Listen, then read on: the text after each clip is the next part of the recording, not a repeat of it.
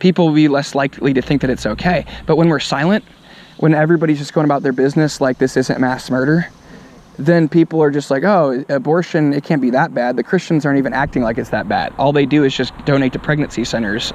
You know, the Christians aren't acting like it's murder, so why should I believe them when they call it murder? Like, if they saw images of dead children everywhere they went, would they be as likely to go murder their baby on Saturday morning? Probably not, you know? So we need to be crying out against this, like, publicly on a very regular basis. That it's absolutely necessary to bring about the abolition of abortion. But so many people will say, I agree with your message, but I don't agree with your methodology. People don't want to do what's actually needed to abolish abortion. They don't want to do the hard work of cultural change. They want to do what's comfortable. You know, they want to develop personal relationships with people. That's fine, that's good, but that's not going to bring about the widespread cultural change as fast as we need it to happen. People want to donate money to organizations. That's the comfortable thing to do, right? I agree with you. Right? That, yeah. And so a lot of people are choosing the comfortable way, and they'll say, oh, abortion ministry, that's not my calling. I'm called to this thing. Well, yes, you could be called to something else, but that doesn't mean you shouldn't act like babies are being mass murdered in your community. And that doesn't mean you should just say, oh, I don't need to dedicate a lot of time and resources to this. The main priority for us should not be, this is like working on our little special calling that we have. The main priority for us should be loving people. And the best way to love people, I mean, and loving God by loving people, but like the best way to love people is to prioritize the needs of people, right? So are we really loving the people in our community the best way that we can if we spend more time and energy with the homeless than we do dealing with legalized mass murder of innocent children? So which is the more desperate need? Which is the greater need? Which is the more urgent situation? The homeless people worth less because I'm saying the homeless people are in less danger, so they're in less need. So we shouldn't dedicate as much time and resources to them as we dedicate to children who are having their arms and legs torn off, who are in an imminent danger of dying. I think that's a false dichotomy. I don't think you have to lessen one to do the other. Well, we only have so much time and resources, right? We only have a limited amount of that. So that means we have to decide where those time and resources are going to go. So they can only go so far. So we have to be wise with where they go. What we have is a lot of people dedicating a lot of time and resources to trivial, frivolous stuff that doesn't matter that much. And they are giving it to good causes. They are doing good things. But at the same time, they're neglecting the greatest need, like the systematic dehumanization and mass murder of innocent children that is accepted by the public, that is so-called legalized, I mean, in a sense, legalized by our government. And so we have a huge problem that's not getting the time and resources that it needs. And I would agree on that. I think some of that's because it did get the time and resources a couple of decades ago for a long time, and nothing happened for whatever reason. Well, I think people still weren't. No, I'm not saying that it's okay to happen, that it did. And people have, in any community, I think people have become more accepted of. It's something it's never going to happen.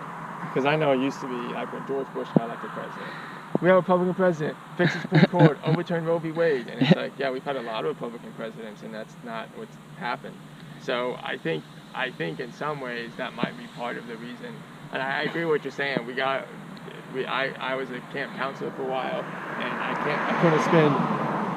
couldn't spend all my time with every single person because I don't have all time. Right. And so there might be, okay, well, you're not going to listen, you're going to be hard. Well, this guy's eager to hear, so I got to spend time with him because I just can't. Right. And so I understand that. I do agree. I don't necessarily know that it has to be like either or. I totally agree. I mean, we can do both. Because when I say either or, that we can either help homeless or help children. Right. I'm not saying we can't do both. Yeah. And I do think too that, and I agree with what you're saying, that I think as Christians in general, I know even now in life, that it's easy to do. Well, this is what's comfortable. Yeah. And we can, especially in wealthy America, let's send a check off. Right. I did my good thing. Yeah. And I agree. And like I said, I love your message. Like, and anyone here, no one likes abortion. It's something that we've hated. I've gotten in arguments all the time about. Yeah. Yeah. So, I mean, there's a lot of people who call themselves pro-life. They're not living like they're in a genocide. Oh, and it's very. I mean, it's hard to live like you're in a genocide. It's very hard. But we all have to repent daily because we all fall short. We all fall back into just like not caring, and just. It's very easy to dehumanize these children when they don't look like us, when we can't see them. But we have to love them the same way we love anybody else. And so that's not happening in most churches. I think people would live differently if they knew that, like, 8-year-old children, 7-year-old children were being taken into the local killing centers to be massacred. I think they'd live differently. I think a lot of Christians would live with a sense of urgency to stop that. They don't have the same urgency when it's preborn children. So that kind of reveals that there's this discrimination going on in the church, and it needs to be repented of. Okay, I mean, I get what you're saying. Yeah. That's a good point. And I get the whole easement, public property thing. But hey, I'm glad you're out here. It's a great message. Yeah. We both want the same thing. I encourage you to be an abolitionist. Yeah, and I'll definitely think about it. Thanks for the literature. Yeah. Thanks for talking. Did I give you a pamphlet? Yeah, I got one. Yeah. Okay. And Yeah. I've gotten stuff before. Like I said, that his name's Bob Haynes. He's the guy who talked about the older man. He's an abolitionist. Okay. He's mostly on Facebook. He's always saying this. Okay, nice. But yeah, and that's what he does. That's why I'm familiar with it. Okay. And yeah, I hope that's what happens, and good food for thought. And so thanks for talking. Yeah, thanks for talking. And this is my choice because we're brothers. Okay. Awesome. And I appreciate it because what I always like, and what I'm glad you did this, is let's have a conversation. Yeah. No need to get upset, and I enjoyed talking to you. It's always good to hear what you have to say.